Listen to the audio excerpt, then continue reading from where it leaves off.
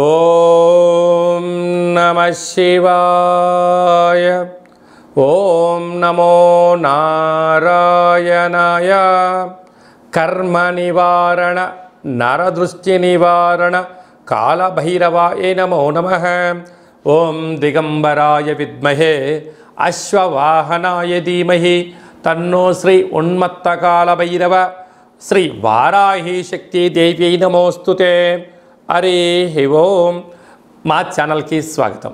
చూస్తున్న వీక్షకులకు ప్రేక్షకులకు ప్రియ కాళభైరవ భగవద్బంధులకి స్వాగతం పలుకుతూ మమ్మల్ని ఎంతగానో ఆదరిస్తూ ఉండబడినటువంటి ప్రియ సోదర సోదరీమణులకు స్వాగతం పలుకుతూ అందరిపైనను శ్రీ ఉన్మత్త కాళభైరవ స్వామికి ఆశీస్సులను కోరుకుంటూ ఎవరి గృహంలో కూడా కలతలు లేకుండా అష్ట కష్టాలు లేకుండా అష్ట ఐశ్వర్య ప్రాప్తిని కలిగించాలని కోరుకుంటూ వారు విద్యార్థులైతే విద్యార్థులు విద్య, ఉద్యోగస్తులైతే ధనము, వ్యాపారస్తులైతే వ్యాపార ఆకర్షణ కలిగి అన్నింటా విజయం సాధించాలని ప్రార్థన చేస్తూ కాళభైరవ స్వామి వారిని ఆశీర్వదించమని మనసారా కోరుకుందాం. 1వ తారీఖు 7వ నెల 2024 నుండి 15/7/2024 వరకు పుట్టినటువంటి వారందరికీ కూడా ముందస్తుగా జన్మదిన శుభాకాంక్షలు. గతంలో వివాహం చేసుకున్న వారికి వివాహ వార్షికోత్సవ శుభాకాంక్షలు. ద్వాదశ రాశుల్లో గ్రహ గమనాన్ని ఒకసారి వీక్షింపచేద్దాం.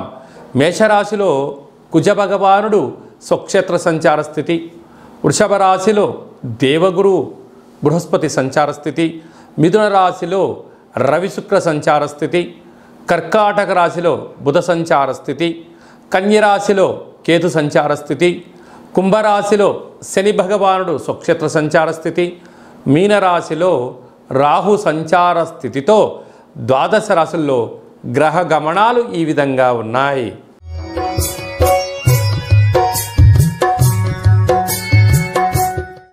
కర్కాటక రాశి వారికి ఒకవైపు అష్టమస్థాన శని సంచార స్థితి జరుగుతూ ఉండినను జ్యేష్ఠమాస అమావాస్య శుక్రవారం ఆరుద్ర నక్షత్ర సందర్భంగా ఎలాంటి విధి విధానాలు పాటించాలో ఈ వీడియోలో సవివరంగా సంపూర్ణంగా తెలుసుకుందాం. కర్కాటక రాశిలో ఏ నక్షత్రాలు వస్తాయనగా పునర్వసు నక్షత్రంలోని చివరి పాదం 4వ పాదము, పుష్యమి నక్షత్రంలో 4 పాదాలు, ఆశ్లేష నక్షత్రం 4 పాదాలు కలిపితే కర్కాటక రాశి. చాలామందికి పుట్టినటువంటి కాల సమయంలో డేటా ఆఫ్ బర్త్లో లేనటువంటి కారణం వలన పేరు యొక్క మొదటి అక్షరాన్ని అనుసరిస్తూ రాశిని తెలుసుకునే ప్రయత్నం చేద్దాం. హీ, హూ, హే, హో, డా, డి, డు, డే, డో అక్షరాల వారందరూ కూడా కర్కాటక రాశి జాతకులే. రాశాధిపతి చంద్రుడు అవ్వడం, వీరికి తృతీయంలో కేతు సంచార స్థితి ఉండడం వలన చిన్న చిన్న విషయాలకు ఇటు తల్లిదండ్రులపైన కానీ ఇటు అన్నదమ్ముళ్ళపైన కానీ అక్క చెల్లెలపైన కానీ ఆధారపడకుండా స్వయం నిర్ణయం, స్వయం పరిపాలన, ఆరోగ్యం, ఆనందం, ఆదాయకరాన్ని తీసుకొచ్చే పరిస్థితి ఉంటుంది. కనుక ఎలాంటి విషయాలైనను కూడా మీరు ఏకాంతంగా ధైర్యంగా ధర్మబద్ధంగా ముందుకు వెళ్ళగలిగితే విజయం మీ సొంతం అవుతుంది.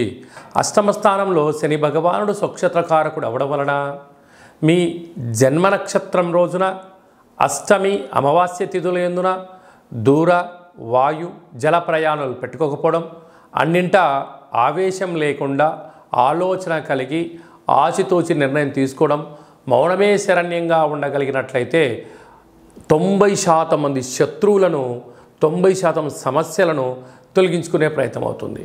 ఇలాంటి కాల సమయంలో అమావాస్య ఆరుద్ర నక్షత్రం శుక్రవారం రోజు రావడం వలన కళౌ వెంకటనాయక అన్నట్టుగా వెంకటేశ్వర స్వామి వారికి తులసిమాలను సమర్పించడం, లక్ష్మీదేవికి పాలతో అభిషేకం చేసుకోవడం, కాళభైరవ స్వామివారి యొక్క స్మరణ, కూష్మాండ దీపము, కాళభైరవ స్వామివారి యొక్క సౌభాగ్య ముడుపు కట్టుకోవడం వలన కష్టాలన్నీ తొలగిపోతాయని చెప్పి గమనించాలి. అలాగనే భాగ్యస్థానంలో రాహు సంచార స్థితి ఉండడం వలన ప్రేమికులు, భార్యాభర్తలు, పార్ట్నర్షిప్ వ్యవహార కార్యక్రమం చేసేవారికి ఓపిక, పట్టుదల చాలా అవసరం అని చెప్పి గుర్తుపెట్టుకోగలగాలి.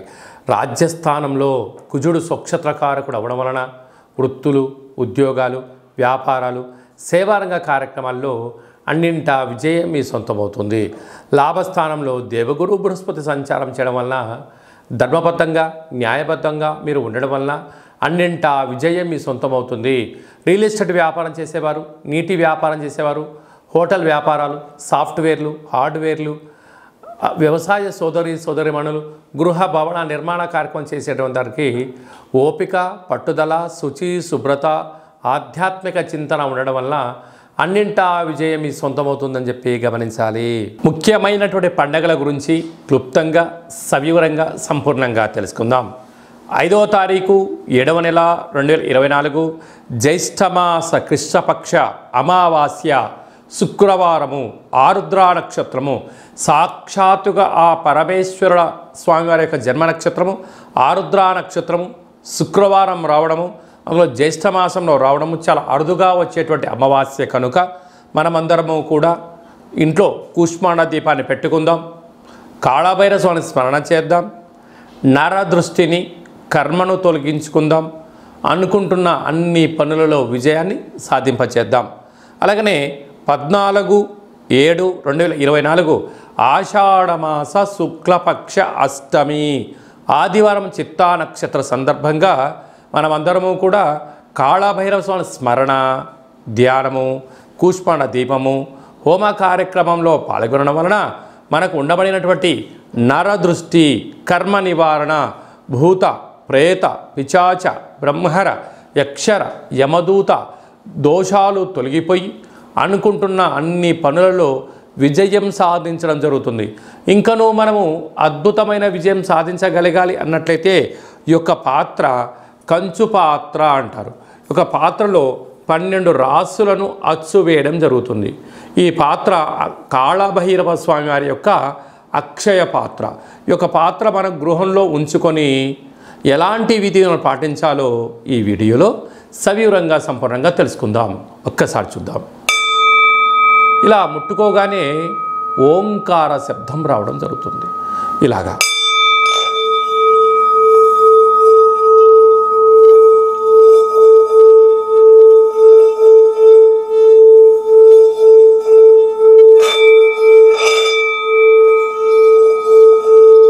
ఈ ఓంకార శబ్దాన్ని మనసులో కోరుకుంటూ ఓం కాళభైరవాయ నమః అనే మంత్రాన్ని చెప్పుకొని చేయడం వలన గృహంలో ఉండబడినటువంటి జ్యేష్ఠాదేవి గృహం నుంచి బయటికి వెళ్ళిపోవడం, గ్రామంలో దేశంలో సంచరించేటువంటి లక్ష్మీదేవి గళ్ళు గళ్ళుమంటూ మన ఇంటికి రావడం, మన ఇంట్లో లక్ష్మీదేవి స్థిరత్వంగా ఉండడం వలన రుణ సమస్యలు, రోగ సమస్యలు, శత్రు సమస్యలు తొలగిపోతాయని చెప్పి గమనించగలగాలి.